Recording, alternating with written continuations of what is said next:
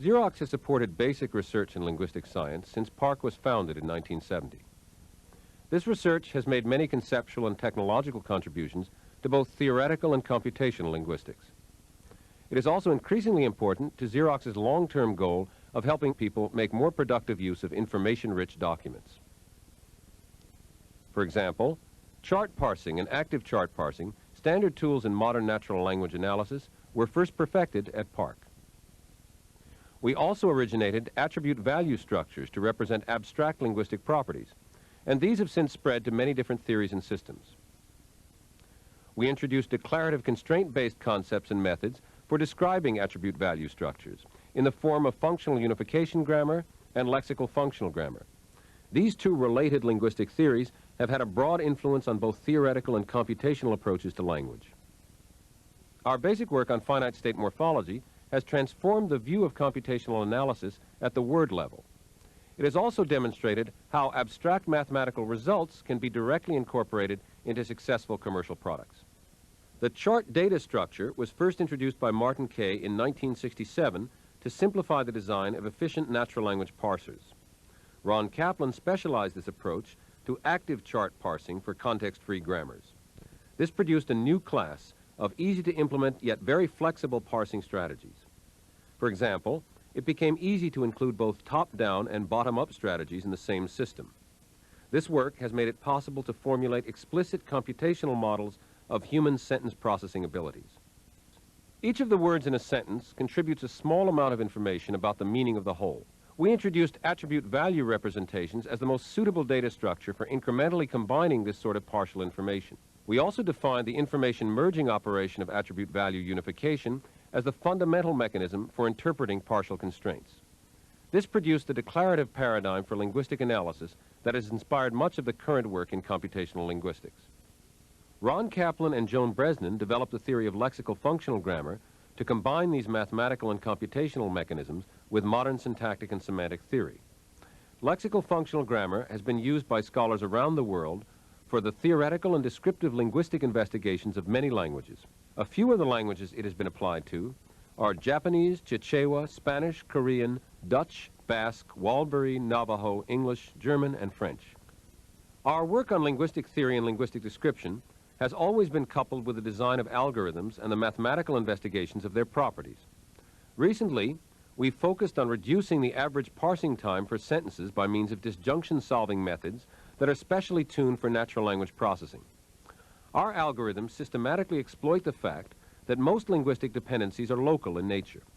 They perform disjunctive attribute value unification in a way that usually avoids multiplying out all the possibilities. Most people's first encounter with computational linguistic technology is through writing tools in word processors such as spelling checkers and thesauruses, or maybe miniature electronic dictionaries, translators, or encyclopedias. Our basic research in natural language morphology has provided Xerox with leading technology for lexical analysis and text encoding. This technology is now incorporated not only in products from Xerox and our spin-off company Selectronics Microlytics, but also in products from Ashton Tate, Claris, Microsoft, Hewlett-Packard, Lotus, Symantec, and Tandy. The basis for these capabilities is finite state morphology, the discovery that all essential lexical operations can be accomplished by the mathematically simple and computationally efficient tools of the finite state calculus. This emerged from fundamental studies of natural language word formation processes across a variety of languages. As the ability of machines to interpret the content of a document becomes real, linguistic research has become much more important to Xerox's core concerns as the document company. One example is facilitating human access to the information in documents, or intelligent information access. The Information Access Project at Xerox PARC was initiated in 1988 as part of a larger effort that identified technologies and research issues that would be relevant to the corporation in the coming decade. The goal has been to develop innovative solutions to the problem of intelligent information access by taking advantage of PARC's leadership position in linguistic technology and user interface design. Information visualization uses computer graphics and interactive animation to stimulate recognition of patterns and structure in large information spaces. It does so by exploiting the human perceptual system in ways similar to scientific visualization. A prototype system called the Information Visualizer enables exploration of the use of 3D interactive animation for information access applications. Users walk around in a collection of 2D and 3D rooms and interact with artifacts that are abstract representations of information or information structure. This visualization, called the CAM tree, shows part of a Unix directory hierarchy. Each node is a directory. When a directory is selected, the tree rotates through the shortest path to bring the selected path to the front. Notice that the display provides a fish-eyed view because of 3D perspective and coloring. The objects of interest are larger, brighter, and closer than other objects.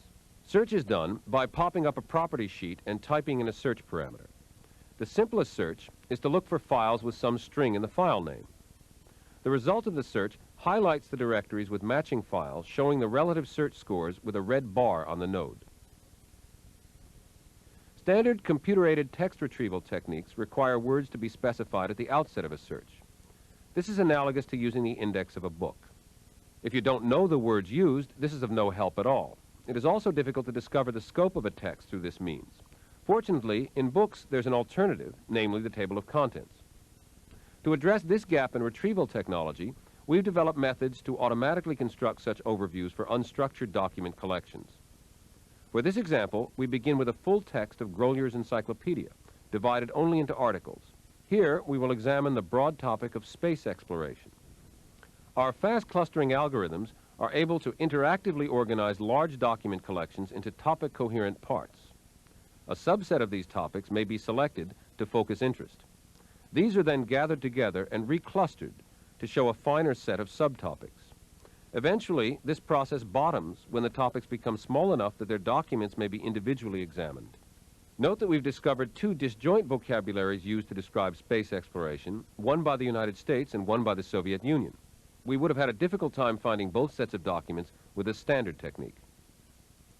We have developed algorithms which summarize text and audio documents. In the text domain, documents may be scanned and recognized.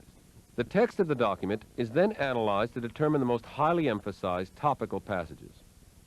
Succinct thematic passages are subsequently selected and arranged to form a summary which may be examined more quickly than the full document. Acoustic correlates of emphasis have been discovered which enable summarization of speech recordings. This has been employed to produce automatic condensations of a video based upon its audio track. The following clip was automatically selected from a lengthy interview of Chris Halverson discussing his research group.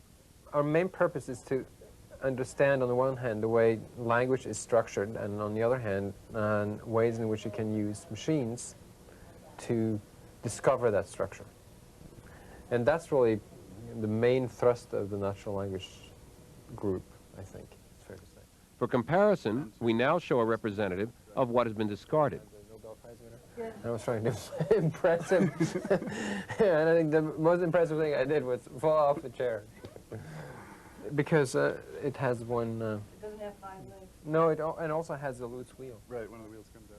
Information access systems typically support a single text search paradigm, yet users have diverse information needs. In particular, users' queries vary from narrow requests for specific documents that they know exist to broad topical requests. No one search paradigm operates well enough over this entire range. Our solution is to integrate multiple search paradigms within the same information access tool. The system we would like to demonstrate, called the text browser, integrates two search paradigms, similarity search and a new search technique we call snippet search. Snippet search can be thought of as a phrase search tool. The user types in constituents, in this case the words copier machine, and the system responds by displaying short phrases or snippets containing the words of interest. Notice that the results emphasize new information by bolding and aligning in a column a nearby content word. The intention is to provide sufficient context to disambiguate usage, but not so much as to clutter the display. If the context is insufficient, a simple operation extends the context. Similarly, uninteresting usages can be eliminated by buttoning Forget. Once a phrase that seems relevant has been isolated, the entire document can be viewed with the selected snippet highlighted. Snippet search is a form of guided Boolean retrieval and works best if the query consists of only a few words. Similarity search, by contrast, works best if the query is a substantial amount of text. For example, the user may wish to find other documents similar to a selected paragraph. This is accomplished by scoring documents by the degree to which they use the same words as occur in the paragraph of interest. This is a computation-intensive task, but can typically be computed in a few seconds on a modern workstation.